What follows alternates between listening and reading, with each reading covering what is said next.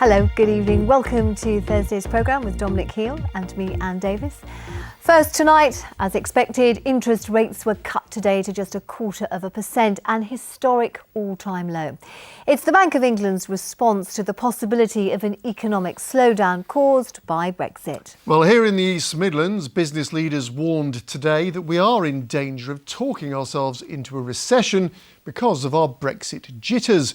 In a moment, we'll be asking if the East Midlands economy is fit enough to survive when we leave the EU. First, though, Navtej Johar reports on that warning from the region's business leaders.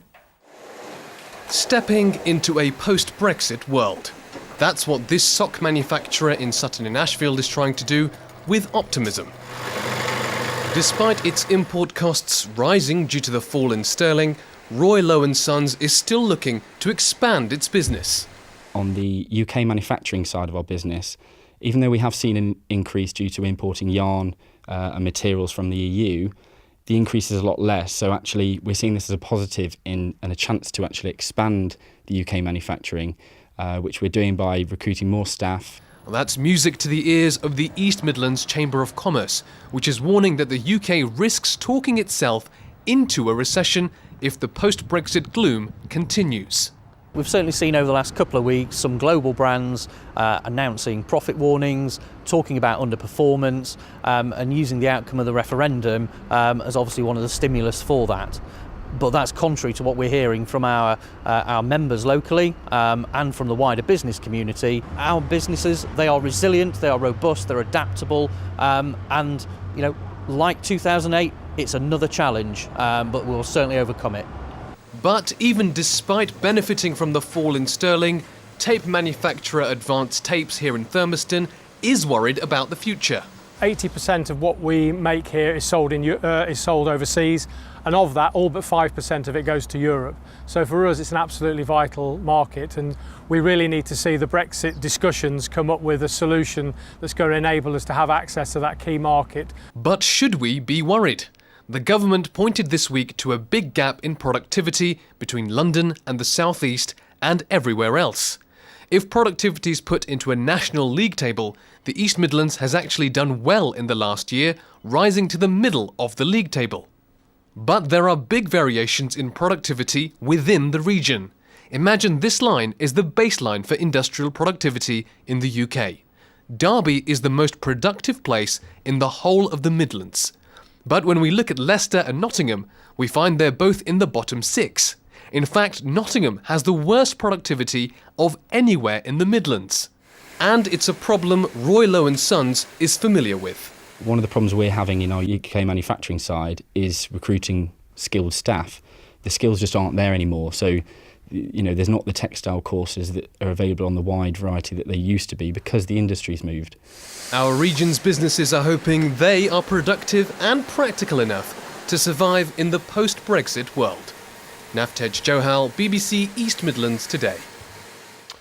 Well, it is patchy, but with productivity overall growing fast in this region pre-referendum, does that mean the East Midlands is ready for Brexit?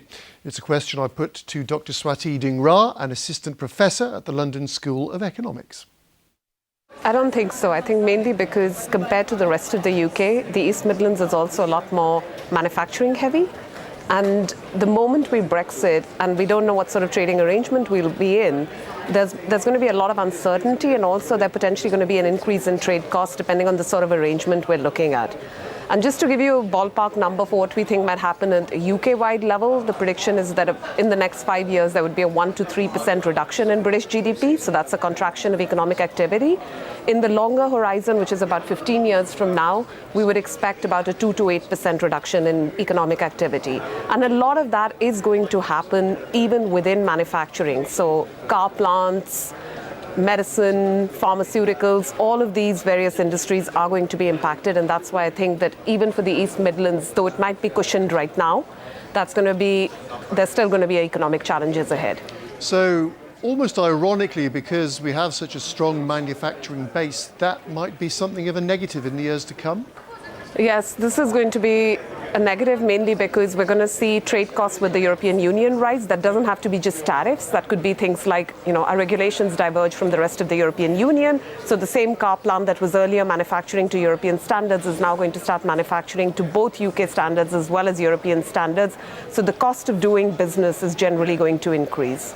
So what can we do, very briefly, to make the best of things? How can we improve our prospects? So I know the statement that was put out was that we should try to reduce uncertainty by essentially talking about, talking positively. There is that element that, yes, we can try to get expectations to go up, and that would have an impact on consumer spending. But generally speaking, this is a structural change in the economy, and which is why the costs of doing business are going to rise. One thing we can do, and one thing which I think the Theresa May government should do, is to put an end to the uncertainty by clearly enunciating what future policies would look like. That would give businesses some kind of lifeline, some kind of time plan, some kind of basic plan to go by. OK, we'll have to leave it there, but thank you very much indeed, Dr. Great, Deeran. thanks.